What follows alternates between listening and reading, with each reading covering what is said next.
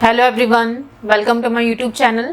आज मैं आप लोगों को प्रधानमंत्री मातृत्व वंदना योजना के बारे में बताऊंगी।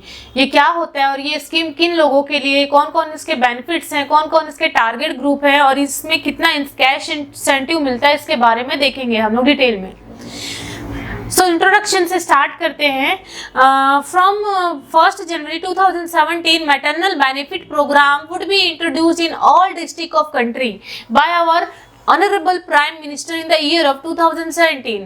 ये जो एक प्रोग्राम है, ये एक प्रकार का मैटरनल बेनिफिट प्रोग्राम है। मैटरनल बेनिफिट मतलब जो माताएं हैं, जो गर्भवती महिलाएं हैं और जो लैक्टेटिंग मदर्स हैं, जो लैक्टेटिंग माँ हैं, उनको ये प्रोग्राम बेनिफिट प्रोवाइड करता है। और ये प्रोग्राम लॉन्च किया गया था by our prime minister, honourable prime minister in the year of 2017।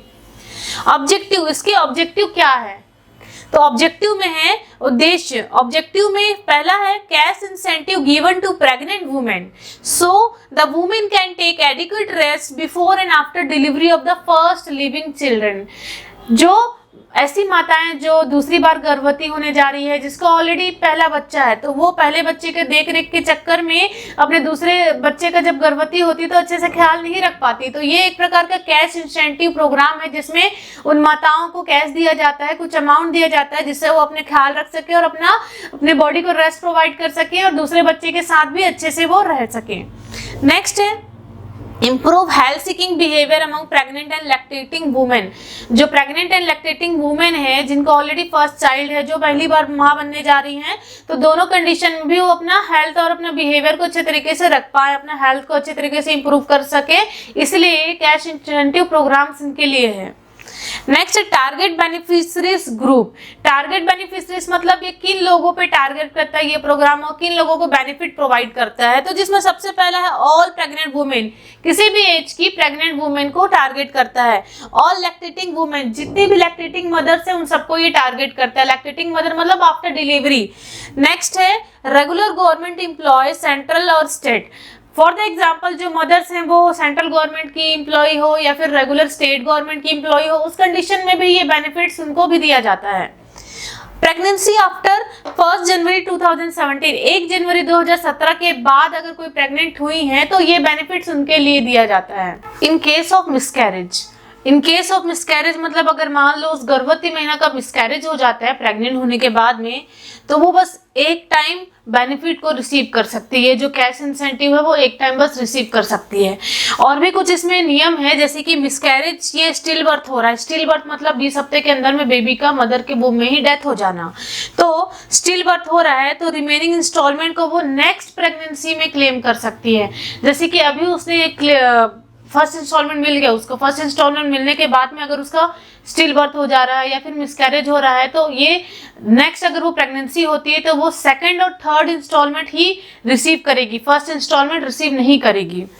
If miscarriage still birth after first installment तो वो क्या एलिजिबल है, वो सेकंड और थर्ड इंस्टॉलमेंट के लिए एलिजिबल है। वो फर्स्ट इंस्टॉलमेंट ऑलरेडी उसको पहले वाले प्रेगनेंसी में मिल गया है।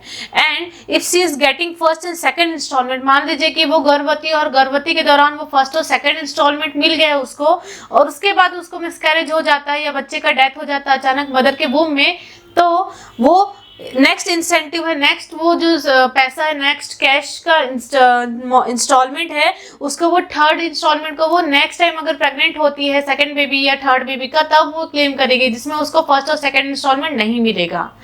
अब हम लोग देखते हैं बेनिफिट ऑफ द स्कीम। इस स्कीम में क्या बेनिफिट है, कितने कैश इंसेंटिव दिया जाता है। तो सबसे पहला इंस्टॉलमेंट कब मिलता है?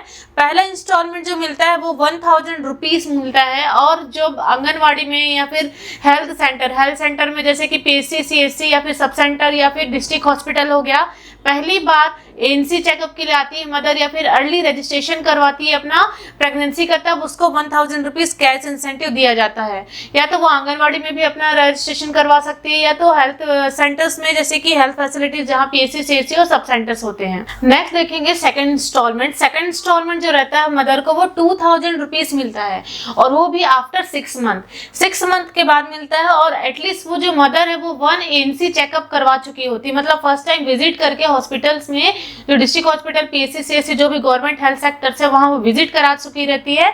उसके बाद उसको सेकंड इंस्टॉलमेंट 2000 रुपीज का मिलता है। नेक्स्ट थर्ड इंस्टॉलमेंट भी 2000 रुपीज मिलता है जब वो डिलीवरी करने के बाद में, जब बेबी डिलीवर कर लेती है उसके बाद में, या फिर बच्चे का जो बर्थ रजिस्ट्रेशन हो जाता है, बर्थ रजिस्ट्रेशन के बाद में वैक्सीनेशन हो जाता है बच्चे का एटलीस्ट फर्स्ट साइकिल जो हम अर्ली वैक्सीनेशन करते हैं, BCG, OPV, हेपेटाइटिस बी, ये सारे और DPT, ये सारे वैक्सीनेशन कंप्लीट होने के बाद में भी फर्स्ट साइकिल का मदर को थर्ड इंस्टॉलमेंट मिलता है। और ये सारे जो इंस्टॉलमेंट है इस सबको लिंक करती है आशा जो होती है वो मदर और गवर्नमेंट सेक्टर के साथ लिंक करके इनको इंसेंटिव प्रोवाइड करवाती है। जो इंसेंटिव और जो कैश बेनिफिट्स है वो डायरेक्ट बैंक ट्रांसफर के थ्रू जो मदर्स उनके अकाउंट में आ जाता है। ये सारे फैसिलिटीज हमारे प्रधानमंत्री वंदना, ये सारे फैसिलिटीज हमारे प्रधानमंत्री मातृत्व योजना की तरफ से होती है मदर्स को, और आशा को भी इनके कुछ कैश इंसेंटिव दिए जाते हैं। तो ये तो था आज की टॉपिक प्रधानमंत्री मातृत्व वंदना योजना। आई होप कि मेरी टॉपिक आप लोगों को अच्छी तरह से समझ में आई होगी। Thank you for watching my this video.